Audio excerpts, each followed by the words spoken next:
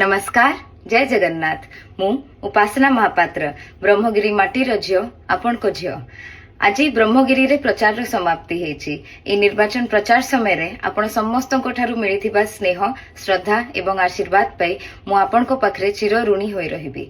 ब्रह्मगिरी होछि मो पिता आपण को प्रिय लुलु भाई को जन्मभूमि एवं मो कर्मभूमि।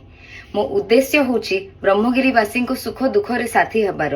मो उद्देश्य होछि ब्रह्मगिरीवासी को स्वर बनिबार। मो उद्देश्य होछि स्वाभिमानी ब्रह्मगिरी माटीर लोकों को अधिकार पाई संग्राम करिवार। मो समस्त गुरुजन माँ मौसी एवं भाई भौणी को विनम्र निवेदन करुछि माटीर ए झियो को गोटे सुजोग देकी देखंतु। आसंता मे 25 तारिख रे पद्म फूल चिन्ह रे बटन दबे मते आशीर्वाद करंतु। आम देशर यशस्वी प्रधानमंत्री श्री नरेंद्र मोदी जींकर हाथ मुठा को टाण करी गोटे विकसित ब्रह्मगिरी विकसित ओडिशा गठन करिवारे सहयोग करंतु।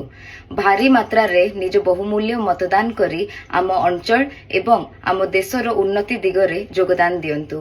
पुणी थरे मु आपण समस्तंकु ए कथा दउची ब्रह्मगिरी माटीर ए झियो ब्रह्मगिरी रे रही ब्रह्मगिरी लोकंको सेवारे निज जीवन को समर्पित करिदब। बहुत बहुत धन्यवाद। जय जगन्नाथ।